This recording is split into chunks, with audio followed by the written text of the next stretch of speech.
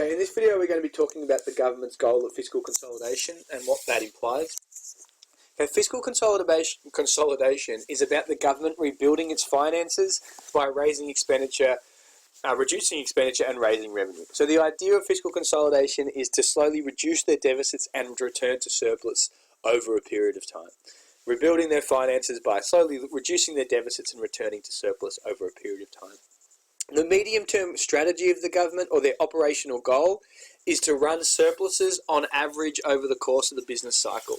So just be mindful what that means. That means that they're accepting that they're going to run deficits during troughs, but the idea is that over that course of the business cycle, they want to be running surpluses on average. So during all periods where we're above 0%, above sort of strong growth, like 2-3% at least, they want to be running surpluses during those periods. When growth's a little bit weaker, they'll accept some deficits, but on average, we want to be running surpluses on average over the course of the business cycle. That's the medium-term strategy. What's the justification for fiscal consolidation? So why are we aiming to run surpluses on average? Why are we aiming to get back to surplus? Okay, and these are really just revision from the last videos. Basically, it gives us a buffer against future economic decline. So when if we have surpluses, we've got money when the government requires fiscal stimulus or when they need to boost growth. It increases international investor confidence. So it preserves our AAA credit rating, and therefore investors are more willing to lend us money. They're more willing to invest in our economy. The two other reasons are that it allows the cyclical component of the budget to do its job. So what we're basically saying by that is that this fiscal consolidation is saying that we don't need to employ expansionary discretionary policies when we're in a trough. We will allow the cyclical automatic component of the budget to do that for us. And therefore it's not the responsibility of the government to do that. And it allows monetary policy to manage the economy. So it allows monetary policy to have that main role in trying to stimulate growth during a trough rather than the budget. These two are the main reasons why we want to achieve fiscal consolidation. So we have a buffer against future decline, and so that we can preserve our credit rating and protect international investor confidence. Okay, in terms of the budget outcome and its medium-term goal, okay, when we're talking about fiscal balance, what we're talking about is the government trying to consolidate its finances by reducing expenditure and raising their revenues. So it's all about trying to return to surplus. This requires having enough budget receipts to meet budget outlays. Surpluses on average should help to avoid an increase in public sector debt, so that we don't increase that debt burden too much on future generations. While the government if you're talking about the stance of the government at the moment, while they have a commitment to fiscal consolidation, they're still mindful that they don't want to be too contractionary. They want to still stimulate the economy, they want to stimulate jobs, so they're not willing to, they're willing to be more relaxed in this approach towards fiscal consolidation if it's going to cost jobs by being too stringent. So they're going to relax their approach if they think it's going to cause recessions or cause troughs by being too contractionary. And that's changed a lot over the period of time. There's kind of been a lot of changes in the way that the role of budgetary policy. So before 1996, there was this sort of idea that budgetary policy was used to stabilise the level of economic stability. So in a trough, it was the responsibility of the budget to implement expansionary or counter-cyclical measures, so decreasing taxes, increasing infrastructure, to try and increase economic growth, and during a peak to employ contractionary measures to try and slow down economic growth and achieve internal stability. That's changed quite a lot.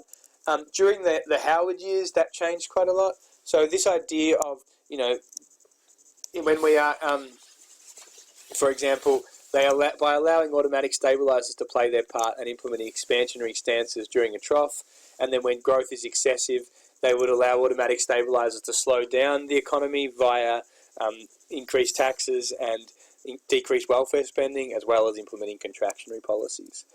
That changed during the Howard years. The Howard government basically said, no, it's not our job to stimulate growth. It's not our job to try and regulate economic activity. We'll leave that mainly up to monetary policy, and what we're going to do is we're going to focus on allocating resources to where they're going to maximise society's best interests.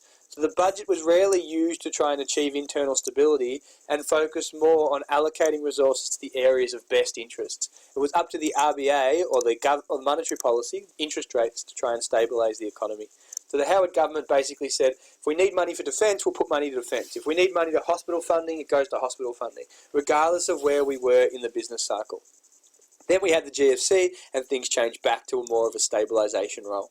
So from 2008 to 2012, we were trying to stimulate growth and it helped to try and avoid a recession. Stimulus packages, strong tax cuts, anything we could do to try and get us out of out of a trough. Then the new Liberal government came along, sort of led by Tony Abbott and Joe Hockey, and they started to emphasise fiscal consolidation again, trying to promote spending in areas that are going to maximise the growth, particularly with long-term benefits, but also being mindful of the fact that we need to reduce our deficits. So throughout the period 1990 to 2008, it wasn't used in a counter-cyclical manner. Then it started to be more allocated in a counter-cyclical manner under Rudd. Then it went back towards that idea of fiscal consolidation. So Rudd had his stimulus packages. He was all about avoiding the troughs in the business cycle. When you're talking about budgetary and monetary policy, just to finish off there, budgetary policy, when you're distinguishing it between a macroeconomic demand policy and a supply side policy, you need to be able to talk about what the differences mean there. So budgetary policy can be used as a macroeconomic demand management policy by using discretionary measures which alter the level of aggregate demand. So e.g., this may include, reducing income taxes, which increase disposable income, increasing expenditure, lowering company tax rates, which stimulate investment spending, increasing welfare, which boosts consumption spending, and therefore the derived demand for labour and real GDP. So you need to be able to articulate the difference between budgetary policy being used to promote demand through tax cuts, infrastructure spending, welfare, cash handouts, etc. But it can also be used as a supply side policy. So it can be used, for example, to lower costs of production, increase productivity and boost the labour force.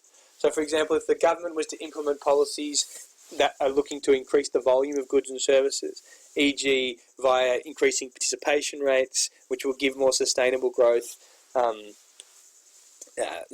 increasing the size of the labour force, putting more money towards technology and infrastructure, it can also be used to try and boost aggregate supply. So it's important you can distinguish between the two.